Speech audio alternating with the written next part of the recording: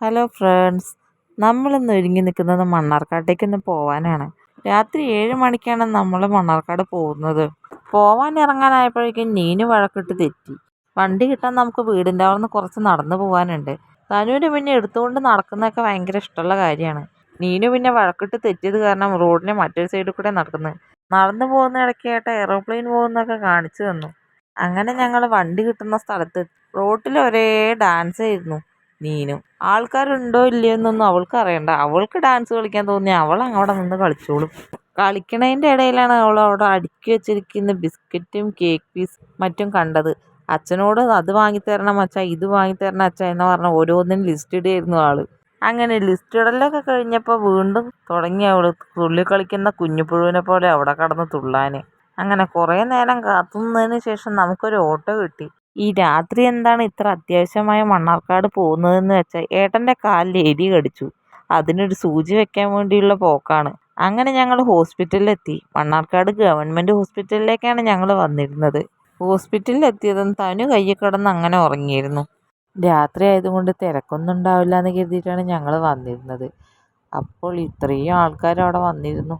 അങ്ങനെ പെട്ടെന്ന് തന്നെ ഞങ്ങൾ ടോക്കനൊക്കെ എടുത്ത് വേഗം നീനുവിനെ ഇനി ഒരു സ്ഥലത്ത് ഏട്ടൻ കൊണ്ടുപോയി ഇരുത്തി. എൻ്റെ കയ്യിൽ നിന്ന് തനു അപ്പോഴേക്കും ടോക്കനൊക്കെ വാങ്ങി നോക്കുന്നുണ്ടായിരുന്നു. അതാകെ ചുരുട്ടി കൂട്ടി ചിരിക്കുകയായിരുന്നു. ഞാൻ ടോക്കൺ വാങ്ങി അങ്ങനെ ഏട്ടൻ്റെ കയ്യിൽ കൊടുത്തു. ഏട്ടൻ അങ്ങനെ ഡോക്ടറെ കാണിക്കാൻ പോയി. അവളെ കയ്യിൽ നിന്ന് ടോക്കൺ വാങ്ങിയതിൻ്റെ ദേഷ്യമാണ് അവളെൻ്റെ മുഖത്ത് നോക്കി കാണിക്കുന്നത്. വീഡിയോ എടുക്കുന്നത് കണ്ടപ്പോൾ തനു ഒന്ന് ചിരിക്കടി എന്ന് പറഞ്ഞപ്പോൾ വേഗം ചിരിച്ചൊക്കെ തന്നു ആള്. നീനുവിന് ഏട്ടനൊരു ജ്യൂസിൻ്റെ കുപ്പി വാങ്ങിക്കൊടുത്തിട്ടുണ്ടായിരുന്നു. പിന്നെ ആ കുപ്പിക്ക് വേണ്ടിയിട്ടായി നീനുവും തനുവും തമ്മിലുള്ള പിടിച്ചുവലി. അവസാനം ഞാൻ നീനുവിനോട് പറഞ്ഞു, നീനു അതൊന്ന് കൊടുക്കുകയെന്ന് പറഞ്ഞു. നീനു വേഗം തന്നെ കൊടുത്തു. അവളെ കയ്യിൽ അത് കിട്ടിയതും അവൾ അത് കടിച്ചു നോക്കുന്നു, എന്തൊക്കെയോ ചെയ്യുന്നുണ്ടായിരുന്നു. അങ്ങനെ കുപ്പിയും കൊണ്ടുള്ള കളിയൊക്കെ തീർന്നപ്പോൾ ചേച്ചി അനിയത്തിയും തമ്മിൽ സ്നേഹിക്കാൻ തുടങ്ങി. അവർ തമ്മിൽ അങ്ങനെ പരസ്പരം അങ്ങോട്ടും ഇങ്ങോട്ടും കളിക്കുന്നതും എന്ത് കിട്ടിയാലും അത് അങ്ങോട്ടും ഇങ്ങോട്ടും പങ്കുവെക്കുന്നതൊക്കെ കാണുമ്പോൾ തന്നെ ഒരു സന്തോഷമാണ് മനസ്സിൽ. അവർ തമ്മിലുള്ള സ്നേഹം എന്നെന്നും നിലനിൽക്കട്ടെ എന്നുള്ള പ്രാർത്ഥന മാത്രമേ ഉള്ളൂ എന്നും. അങ്ങനെ രണ്ടുപേരും നല്ല കളിയായിരുന്നു. കളി കഴിഞ്ഞ് കുറച്ച് കഴിഞ്ഞപ്പോൾ നീനു ഏട്ടൻ്റെ അടുത്തേക്ക് പോയി. നീനു ഏട്ടൻ്റെ അടുത്തേക്ക് പോയതും തനു കരയാൻ തുടങ്ങിയിരുന്നു. ഞാനങ്ങനെ തനുവിനെടുത്ത് കുറച്ച് നേരം കളിപ്പിച്ചുകൊണ്ടിരുന്നു. തനുവിനാണെങ്കിലോ നീനുവിനെ തരികയായിരുന്നു അവള്. അങ്ങനെ കുറച്ച് നേരം ഞങ്ങളിരുന്ന് കളിച്ചപ്പോഴേക്കും ഏട്ടൻ നീനുവിനെയും കൂട്ടി വന്നിരുന്നു.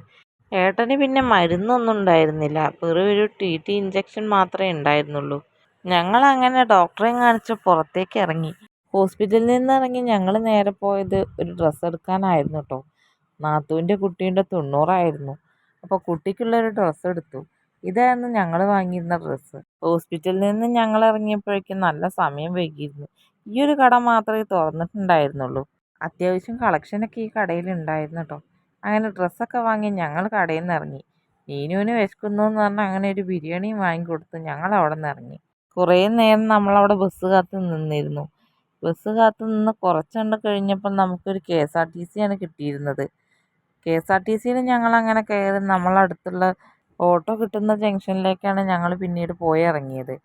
നമ്മൾ പോകുന്ന സമയത്ത് നീനു കാണിച്ചു തന്ന ഒരു ലൈറ്റാണിത്. നല്ല ഭംഗിയുണ്ടമ്മ അത് കാണാൻ പറഞ്ഞിട്ട് കാണിച്ചു തന്നതാണ്. നമ്മളങ്ങനെ ബസ് ഇറങ്ങി ഓട്ടോ കിട്ടാൻ വേണ്ടി കുറച്ച് നേരം വെയിറ്റ് ചെയ്ത് നിന്നു. അങ്ങനെ ഓട്ടോ കിട്ടി നമുക്ക്. തനു ആണെങ്കിൽ മടി കിടന്ന് അങ്ങനെ ഉറങ്ങിയിരുന്നു.